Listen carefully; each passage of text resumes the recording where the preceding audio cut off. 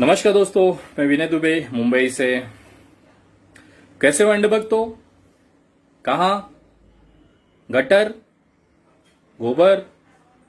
नहीं नहीं नहीं, साले गटर तो गटर। ठीक है, आज मैं बात करूंगा तुम्हारे नए बाप की। नया बाप मालूम है ना?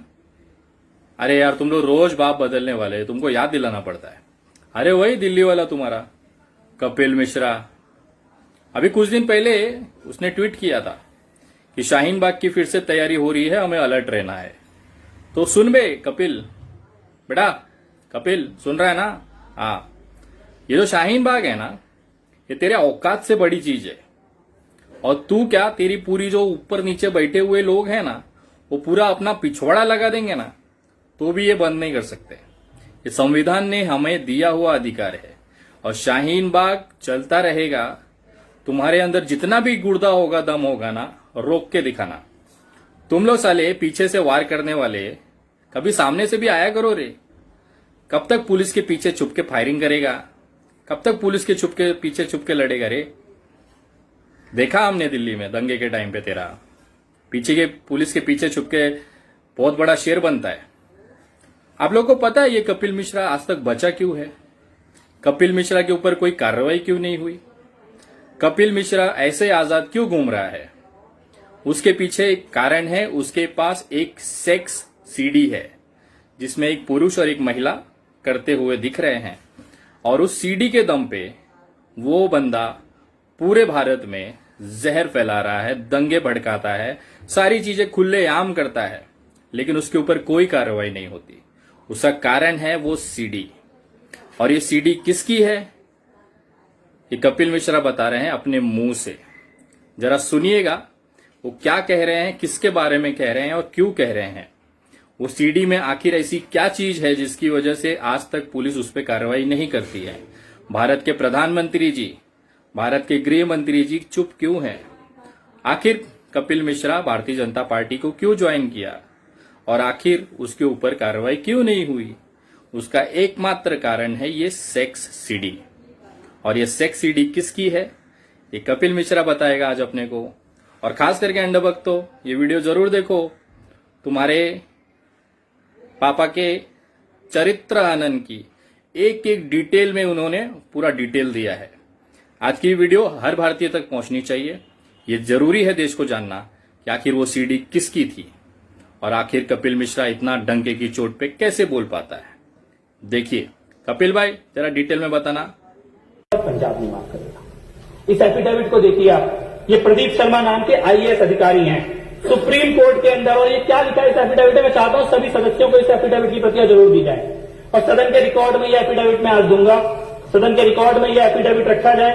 एफिडेविट में लिखा है, chief minister Shri Narendra Modi visited Kutch to inaugurate the hill garden project and upon its completion it was the time when he was introduced to an architect. उसका नाम मैं यहां नहीं लूंगा, लेकिन उस महिला से एक हिल गार्डन प्रोजेक्ट के पूरा होने के समय परिचय होता है। शरद उत्सव अक्टूबर 2005 में नरेंद्र मोदी जी उनके साथ ईमेल पे बात करनी शुरू करते हैं और उसके बाद Shri Modi and miss had begun to exchange text messages which she communicated to the petitioner. She further mentioned that she was planning to meet the chief minister. उनको उनके घर पे मिलने के लिए बुलाया जाता है मुख्यमंत्री महोदय के। और शरद उत्सव के अगले दिन सुबह 7 बजे, following morning at the site of Sharad Utsav at approximately 7 a.m. the petitioner was in the presence of Sri Modi when Miss arrived, and the conversation between them assured the petitioner that Sri Modi and Miss were in fact exchanging personal text messages, emails and or direct conversations. और यहां से जब बात आगे बढ़ती है तो पता लगता है, वो महिला बताती है पेटिशनर को कि Shri Modi in his office he would freely interrupt scheduled meetings, walking out of his office on senior officials in order to speak to her privately. बहुत जोर शोर से प्राइवेट कन्वर्सेशन के बारे में विजेंद्र गुप्ता बोल रहे थे। यहां पे ये सुप्रीम कोर्ट के पिटीशन में लिखा हुआ है, सुप्रीम कोर्ट को एफिडेविट देके लिखा गया है, मोदी जी मुख्यमंत्री होते हुए अपनी मीटिंग छोड़ के बाहर निकल जाते थे इस महिला से अकेले में बात करने के लिए। अधिकारियों से कहते थे मुझे कोई डिस्टर्ब नहीं करेगा, अब मेरे को केवल इस महिला से बात करना है, और राजपाट का सारा काम छोड़ के उस महिला के साथ बात करने निकल जाते थे। Second week of March 2006, at approximately 5 p.m., Miss called the petitioner and conveyed that she had just landed in Ahmedabad and was planning to visit Bhuj. शाम को 5 बजे वो अहमदाबाद में उतरती हैं फ्लाइट से। इस आईएएस ऑफिसर को फोन करते हैं कि मैं अहमदाबाद आ गई हूं और अगले दिन मैं भुज जाने वाली हूं, लेकिन थोड़ी देर के बाद उनका फोन स्विच ऑफ हो जाता है। 2 days later, at approximately 11 a.m., Miss called the petitioner and conveyed that she was at the residence of Sri Modi ji. 2 दिन तक फोन स्विच ऑफ रहता है और 2 दिन तक स्विच ऑफ रहने के बाद 2 दिन के बाद 11 बजे वो वापस एक petitioner को कॉल करती है और बोलती है कि मैं 2 दिन तक मोदी जी के घर पे मेरे को रखा गया था और इसीलिए मेरा फोन स्विच ऑफ था। When she landed at Ahmedabad airport, she was received by Sri O.P. Singh, Sri Modi's deputy, and was escorted in a vehicle to Chief Minister's residence. Modi ji के डिप्टी ओपी सिंह उनको लेने आते हैं airport में, अपनी गाड़ी में बैठाते हैं और सीधे मोदी जी के घर लेके जाते हैं। और कैसे लेके जाते हैं? She was advise to switch off her cell phone, से कहते हैं अपना फोन बंद कर लो, and enter the chief minister's residence through rear door. कहते हैं सामने के दरवाजे से नहीं आना, तुम्हें पीछे वाले दरवाजे से अंदर लेकर जाएंगे घर के।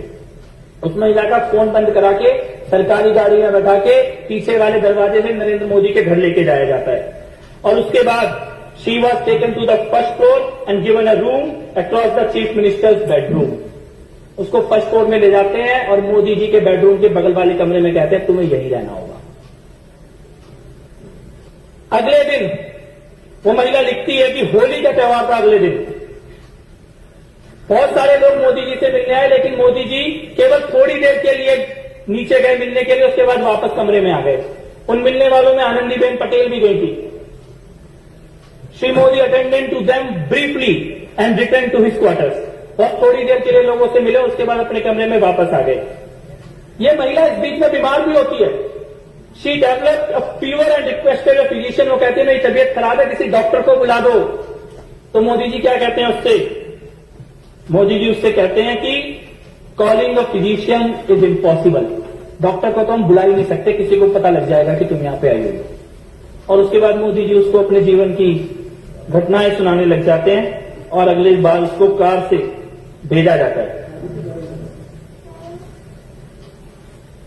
इसके बाद इसी एफिडेविट में लिखा है जो सुप्रीम कोर्ट के अंदर जमा किया गया है कि वो महिला भावनगर जाती है जिस वक्त मोदी जी साउथ अफ्रीका के टूर में गए हैं, और वहां से भी मोदी जी को चैन नहीं पड़ता, वहां से भी उसको फोन और एसएमएस करने का सिलसिला जारी रखते हैं। Petitioner found that she was constantly in touch with Sri Modi, who was abroad and probably in South Africa at the time. She also conveyed to the petitioner that Sri Modi asked her about the petitioner's office routine and habits and whether the petitioner knew about the relationship they shared. In one conversation, Miss showed the petitioner a text message that the chief minister has sent her from abroad. और खास तौर पे इस महिला से बात करने के लिए अलग मोबाइल नंबर मोदी जी ने रखा हुआ था। वो मोबाइल नंबर भी इस एफिडेविट के अंदर दिया गया है। इसके बाद इससे भी ज्यादा खतरनाक बात होती है। इस पेटिशनर प्रदीप शर्मा जिन्होंने सुप्रीम कोर्ट में एफिडेविट दिया, इनके पास एक लेटर आता है कि एक सीडी है इस महिला की किसी व्यक्ति के साथ सेक्स करते हुए, और वो सीडी जो है वो सरकार के पास है, इसीलिए प्रदीप शर्मा इस महिला से मिलना बंद कर दें। और इस लेटर के आने के बाद प्रदीप शर्मा के साथ कई तरह के टॉर्चर होने लगते हैं और प्रदीप शर्मा ये कहते हैं लास्ट में, it now appears to the petitioner that Sri Modi started believing that the videos involving Miss perhaps included Sri Modi himself. यानी कि मोदी जी को ये लगा कि मोदी और उस महिला के बारे में जो वीडियो सीडी है वो खुद इस पेटिशनर के पास आ गई, और इसीलिए इस पेटिशनर के साथ कई तरह के केस और कई तरह के मामले दर्ज करके इनका पूरा कैरियर बर्बाद करने की कोशिश की जाती है। और अध्यक्ष महोदय, ये सीडी और ऑडियो रिकॉर्डिंग इसके बहुत शौक हैं। विजेंद्र गुप्ता जी को आज उनके सारे शौक पूरे कर देते हैं विधानसभा के अंदर। अभी भी गए कि मैं जाके बाहर दिखाऊंगा लोगों को एक ऑडियो सीडी, एक सीडी में इस विधानसभा में ऑन रिकॉर्ड रखना चाहता हूं। और ये सीडी अमित शाह की है, अमित शाह की पुलिस अधिकारियों के साथ बातचीत की है, और ये सीडी वो घिनौना सच हिंदुस्तान के सामने लेके आती है कि कैसे एक मुख्यमंत्री एक लड़की, अपने से आधी उम्र की लड़की के पीछे पड़ता है, और पीछे कैसे पड़ता है, पूरी की पूरी पुलिस उसके पीछे लगाता है। केवल पुलिस नहीं, वहां की इंटेलिजेंस एजेंसी और यहां तक कि एटीएस के अधिकारियों तक को भी एक लड़की के पीछे लगा देता है, उसकी एक एक पल की खबर रखने के लिए। पुलिस अधिकारियों के बीच में खुद पुलिस अधिकारी सिंघल 267 फोन कॉल का रिकॉर्ड है, 267 कॉलों का रिकॉर्ड दिया गया है, सीबीआई के पास भी दिया गया था। और इसमें सिंघल ने खुद बोला है, अगस्त से लेकर सितंबर 2009 के बीच में उस लड़की के प्राइवेट मूवमेंट और प्राइवेट कन्वर्जेशंस को रिकॉर्ड करने के लिए, पीछा करने के लिए अमित शाह किस तरीके से पुलिस वालों को निर्देश दे रहे हैं। मैं चाहता हूं सदन के अंदर उस सीडी को चलाया जाए। જી સર ત્યાં છે અમારા કંપનીમાંથી જે લોકેશન લીધું એમાં પણ 14 ને 29 લોકેશન પર ત્યાં જવા છે 2 ને 29 માં જી બધા છોકરા જોડે ગયા નથી બા ના નવી જો સાહેબ ને બધી ખબર પડી જાય આપણને સર આપણા માણસો બિલકુલ ત્યાં છે સર મને લોકેશન પર કંપનીમાંથી બી જતો રહું છું એટલે પરફેક્ટ લોકેશન આપે છે લોકેશનમાં શું થાય છે જી બાજુ જાય છે એનું એ જ રહે સર ટાવર એરિયાનું એક જ બતાવી રહ્યું છે એમાં જે સેલ આઈડી આવે છે તો બીજું સેલ આઈડી આવતી હોય તો ખબર પડી જાય કે બીજી સેલ આઈડી પર પકડાય છે जी तो स्टार्ट इसमें अमित शाह जी सिंघल नाम के अधिकारी को कह रहे हैं कि वो जहां गुजराती में ये बात कह रही है और उनको ये बोल रहे हैं कि उस जगह के मोबाइल टावर की सारी रिकॉर्डिंग ले लो, जिस होटल में वो रुकी है सारी रिकॉर्डिंग ले लो, और जो लड़का उस लड़की से मिलने के लिए आने वाला है उसके सारे डिटेल चाहिए। आगे सुनिए। ये लगभग जवाना की तरह उसका जो माहिती आप पिला हाँ जी जी सर એટલે સાંજે કહું વિમાન છે જોઈ લેજો हाँ जी सर હું જાણકારી આપો ચેક કરે ગોયર વાળું जी सर પેલા ભાઈ ભાવનગર પહોંચી ગયા हाँ પહોંચી ગયા था લોકેશન मिले तो रात्रे पहुंची गया था હવે જો આ છોકરી મુંબઈ જવાની હોય ને તો પેલો મુંબઈ ના જાય હા રાઈટ રાઈટ રાઈટ રાઈટ वो समझे तो हाँ समझी गया जरा દોડાવ તો जी जी जी અને દાંડા વિમાન જરા જોવાઈ લો जी जी जी वो लड़की शाम की फ्लाइट से मुंबई जाने वाली है और मोदी जी अधिकारी को कह रहे हैं कि गो एयर की फ्लाइट है, किसी हालत में भी मुंबई नहीं पहुंचनी चाहिए। अमित शाह बोल रहे, बार बार बोल रहे कि साहब को सब पता है, साहब को सब पता है, साहब पता करना चाहते हैं इस लड़की के बारे में, साहब को सब पता है और किसी भी हालत में ये मुंबई नहीं पहुंचनी चाहिए लड़की। खबर पड़ गया सर न समय मैं પેલા કહું છે મને જોઈને આપે છે સર કે છે નહીં મને જાણ કરે છે સર હમણાં 10-15 મિનિટ લાગશે એરપોર્ટ પર શું થયું સર પેલો છોકરો મૂકીને નીકળી ગયો છે થોડો માણસો જો ત્યાં છે હજુ ફ્લાઇટ ઉપડવામાં 10 મિનિટની વાર છે જી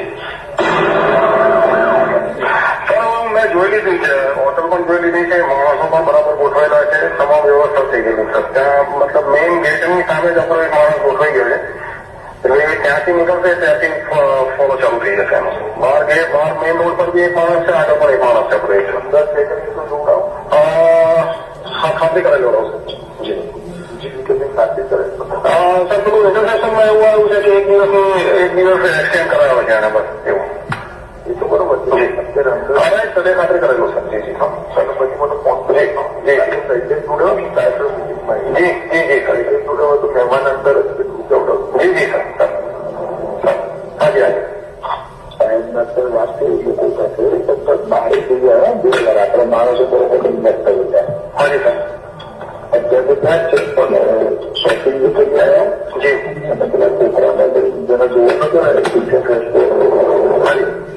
अध्यक्ष महोदय इसमें अमित शाह कह रहे हैं कि मोदी जी मेरे साथ ही बैठे हैं, साहब मेरे साथ ही बैठे हैं। साहब कह रहे हैं कि अंदर 2 हैं, एक लड़की और एक लड़का है, उनके सारे नजर रखो। वो पुलिस अधिकारी कह रहे हैं कि मैंने पूरी टीम लगाई है, जैसे ही वो होटल से बाहर निकलेंगे हम उनका पीछा करेंगे। एक एक रिकॉर्ड हमारे पास है, उनके फोन रिकॉर्ड हो रहे हैं। और ये अमित शाह बोल रहे हैं इस वक्त वहां गृह मंत्री, यानी गृह मंत्री एक लड़की का पीछा कर रहा है, पूरी की पूरी पुलिस की फोर्स लगी हुई है। मुख्यमंत्री उस लड़की में इंटरेस्ट ले रहे हैं, मुख्यमंत्री उसको अपने घर बुला रहे हैं।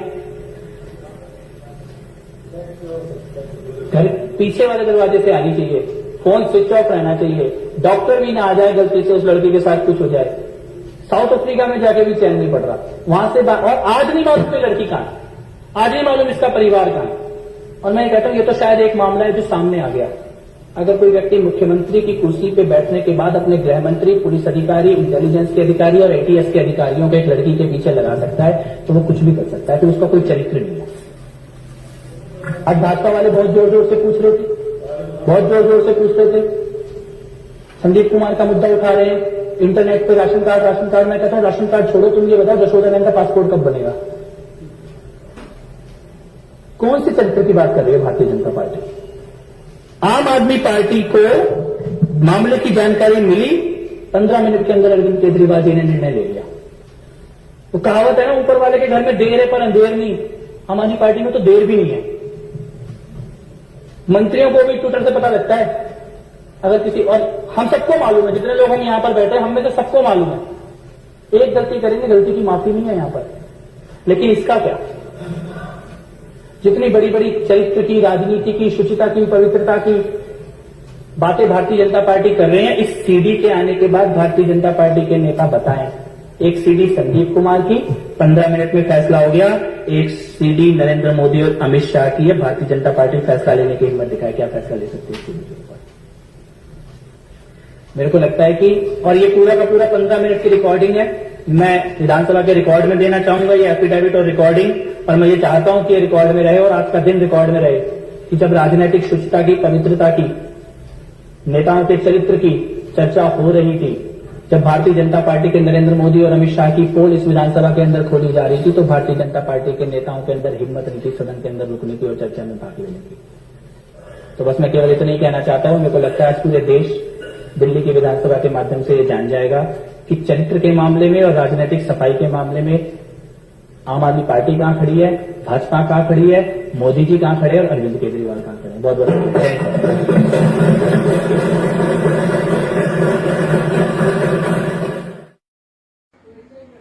टपाटप टपाटप।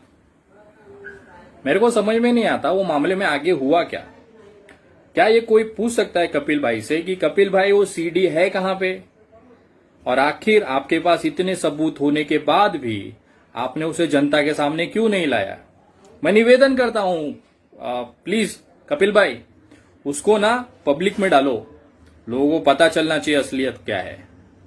अरे यार अकेले अकेले देखोगे क्या? हमको भी तो दिखाओ कौन है भाई। सबको पता है कि चीजें कैसी हैं, और आपने जो गंभीर आरोप लगाए हैं हमारे प्रधानमंत्री नरेंद्र मोदी जी के ऊपर, आज मैं आपसे निवेदन करता हूं कि कृपया आप जैसे लोग जो 2 कौड़ी में बिक जाते हैं, कभी आम आदमी पार्टी का चाटेंगे, कभी भारतीय जनता पार्टी का चाटेंगे, मैं दावे के साथ कह सकता हूं कल को कोई आपको ज्यादा पैसा देगा ना, आप उसके कोठे पे भी जाके नाचोगे, कोई प्रॉब्लम नहीं है। लेकिन जो चीज आपने विधानसभा के अंदर कही थी वो अब कहां पे है, वो देश को जानना जरूरी है। कृपया अगर आप एक बाप की औलाद हैं तो उस मामले को वापस जनता के बीच में रखें, उस सीडी को, उस सारी जानकारी को, वो एफिडेविट को अपने सोशल मीडिया प्लेटफॉर्म पे डालें। अगर आप सही में जनता की बात करते हैं, इतना गंभीर मामला, एक महिला के ऊपर इतने अत्याचार होने वाले मामले को आप आखिर कैसे दबा सकते हैं? आपके घर पे भी बेटी है मेरे हिसाब से, बाकी आप खुद समझदार हैं, और आपके ऊपर कार्रवाई क्यों नहीं हो रही है ये वीडियो क्लियर बताता है। आपने उनकी नस पकड़ के रखी है जिसकी वजह से कार्रवाई नहीं हो रही है। आज के लिए काफी है कपिल भाई, और एक चैलेंज है खुला, तुमको ना जो उखाड़ते बनता है ना उखाड़ लो। शाहीन बाग पूरे भारत में चलेगा, और तुम और तुम्हारे जितने अब्बा बैठे हैं ना, रोक के दिखाओ। ये संविधान ने हमें दिया हुआ हक है, विरोध प्रदर्शन करने का हमें हक है, तुम भी करो, किसने रोका है? आओ तो सही। पुलिस के पीछे छुप के वार करने वाले डरपोक फट्टू, तुम बड़ी बड़ी बातें। पहले निकलने का, कैसा निकलने का मालूम है ना, फुर्सत में। जय हिंद, जय महाराष्ट्र।